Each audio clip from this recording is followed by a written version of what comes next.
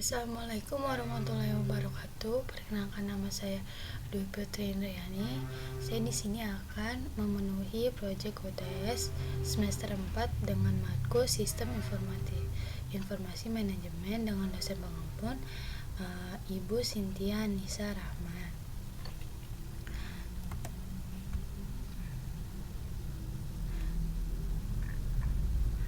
Pertama, menurut Kamus Besar Bahasa Indonesia atau KBBI, sistem adalah perangkat unsur yang secara teratur saling berkaitan sehingga membentuk suatu totalitas. Juga diartikan sebagai susunan yang teratur dari pandangan, teori, dan lain sebagainya. KBBI juga mendefinisikan pengertian sistem sebagai sebuah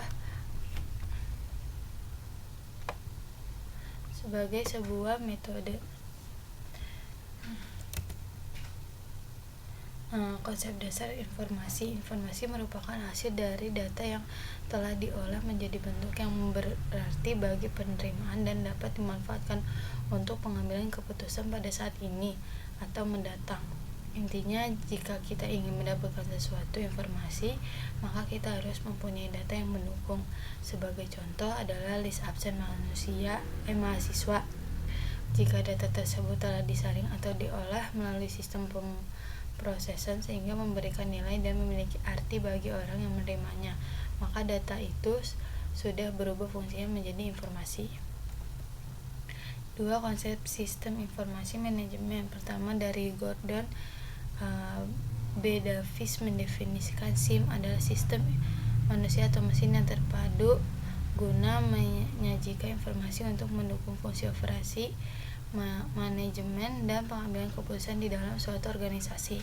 Kedua, ada Joseph F. Kelly mengemukakan pendapatnya bahwa SIM adalah perpaduan sumber daya manusia dan sumber daya yang berbasis komputer yang menghasilkan kumpulan penyimpanan, komunikasi, penggunaan data untuk tujuan operasi manajemen yang efisien, serta perencanaan bisnis. Jika kita simpulkan definisi SIM dari beberapa ahli di atas, maka melihat suatu sistem harus dilihat secara total dari berbagai aspek, baik dari sumber daya manusia sebagai pengolah data, prosedur, metode, perangkat lunak, perangkat keras, model manajemen, keputusan, dan basis data. Sebagai sebuah sistem terpadu atau integrasi berbasis komputer, maka sistem informasi manajemen membutuhkan database dalam rangka mencapai integritas, konsistensi, fleksibilitas, dan kemudahan dalam berbagi data atau data sharing sehingga duplikasi dan inkonsistensi data dapat dihindari. Alasan lain yang menjadi latar belakang kebutuhan akan database bagi sebuah sistem informasi manajemen adalah karena pada hakikatnya sistem informasi manajemen harus menggambarkan ketersediaan suatu rangkaian data cukup lengkap yang disimpan agar dapat menyajikan informasi dalam batas waktu yang dibutuhkan untuk mendukung fungsi operasional, manajemen, dan pembuatan keputusan dalam suatu organisasi. Untuk itu, database juga membutuhkan pengelolaan yang tepat. Ketiga, ada data versus informasi. Data adalah sebagai bahan dasar yang objektif atau relatif di dalam proses penyusunan kebijaksanaan dan keputusan oleh pimpinan organisasi. Itu menurut Gardner C. Loudon berpendapat bahwa data merupakan kesimpulan baris fakta yang mewakili peristiwa yang terjadi pada organisasi atau pada lingkungan fisik sebelum diolah ke dalam suatu format yang dapat dipahami dan digunakan orang. Informasi adalah data yang sudah dibentuk ke dalam format yang memiliki arti bagi manusia. Setelah jadi data dan informasi berbeda, data merupakan bahan mentah sebagai perlu diolah dan relatif belum memberikan manfaat bagi penggunanya, sehingga perlu diolah lebih lanjut melalui media-media suatu model untuk dihasilkan menjadi suatu informasi yang berguna. Misalnya, data persediaan setiap barang di gudang berupa sejumlah lembaran kartu persediaan. Kartu persediaan tersebut memberikan laporan yang jelas mengenai kondisi persediaan setiap barang di gudang. Maka setiap kartu persediaan barang perlu diolah lebih lebih lanjut sehingga menghasilkan suatu informasi yang berguna bagi manajer. Dengan menggunakan media suatu model, maka kartu persediaan setiap barang dapat menghasilkan berbagai informasi. 4. Manajer dan sistem informasi. Sistem informasi manajemen harus menyajikan informasi manajemen yang dibutuhkan oleh para manajer untuk mengambil keputusan. Informasi manajemen itu sendiri menurut Goyal 2003 halaman 11 merujuk pada kualitas dari informasi dalam arti tepat waktu, akurat, lengkap, relevan, eksplisit, dan sebagainya. Kegiatan manajemen dihubungkan dengan kegiatannya di dalam organisasi. Setiap kegiatan manajemen berbeda dan akan mempengaruhi pengelolaan informasi, karena informasi yang diperlukan akan berbeda bagi setiap tingkatan manajemen. Menurut Yugianto, pemakai sistem informasi manajemen ini dapat diklasifikasikan ke dalam beberapa tingkatan manajemen seperti bawah ini. SIM untuk perencanaan tingkat strategik, SIM untuk pengendalian manajemen, SIM untuk pengendali operasional.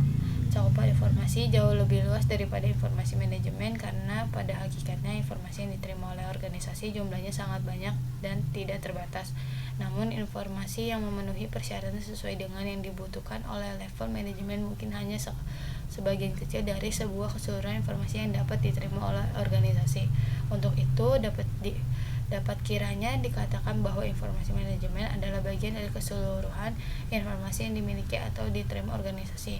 Manakala informasi manajemen bukanlah sembarang informasi, melainkan informasi yang terpilih dalam arti informasi yang memiliki persyaratan kualitas sebagaimana yang diinginkan oleh level manajemen dalam rangka pengambilan keputusan organisasi yang rasional dan logis.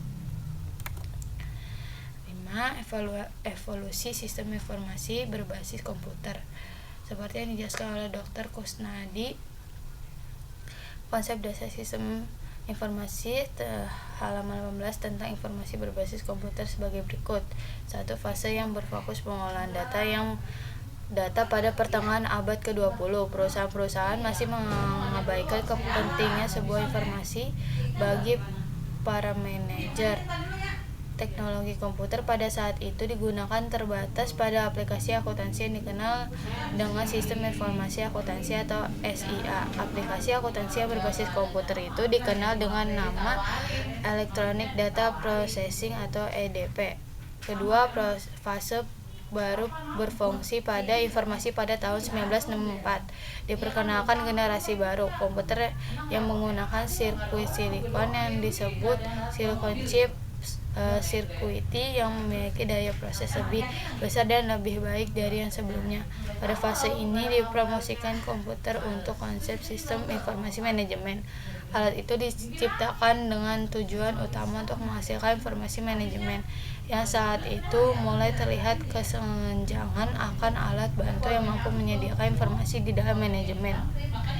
3. Fase pada pendukung keputusan. Pada fase ini sejumlah ilmuwan Massachusetts Institute of Technology memformulasikan konsep baru yang diberi nama Decision Support System atau DSS, atau sistem pendukung keputusan yang menghasilkan informasi yang ditujukan untuk menghasilkan keputusan yang harus dibuat oleh manajemen. Sistem informasi manajemen ini dimaksudkan untuk menyediakan informasi pemecahan masalah bagi para manajer secara umum, sedangkan DSS dimaksudkan untuk mendukung satu orang manajer secara khusus. 4. Fase pada teknologi komunikasi perkembangan selanjutnya. Lahir aplikasi yang disebut otomatisasi kantor office atau Office Automation atau OA, yang mampu memberikan fasilitas komunikasi pada para manajer. Hal ini memudahkan komunikasi dan produktivitas para manajer dan pekerja kantor melalui penggunaan alat-alat elektronik. Pada tahun 1964, saat IBM mengumumkan produknya yang disebut magnetic type, yaitu mesin tik yang dapat mengetik kata-kata yang telah direkam dalam pita magnet. Operasi pengetikan ini mengarah pada aplikasi OA yang disebut pengolahan kata atau word processing. Sistem OA ini berkembang meliputi aplikasi konferensi jarak jauh atau teleconferencing, voicemail, surat elektronik, dan desktop publishing. Fase potensial pada konsultasi perkembangan sekarang ini adalah penerapan kecerdasan buatan atau artificial intelligence atau AI ditujukan untuk masalah-masalah bisnis. Ide ini timbul bahwa komputer dapat diprogram untuk melaksanakan sebagian penalaran logis untuk memecahkan masalah karena dianggap sama dengan otak manusia. Bagian sistem AI adalah sistem pakar yang disebut expert system, yaitu aplikasi yang memiliki fungsi sebagai spesialis dalam hal tertentu. Pada fase ini, teknologi komputer memiliki kemampuan sebagai konsultan yang dapat memberikan pemecahan masalah. Mungkin itu saja yang dapat saya sampaikan. Kurang lebihnya mohon maaf. Wabillahi taufiq wal hidayah. Wassalamualaikum warahmatullahi wabarakatuh.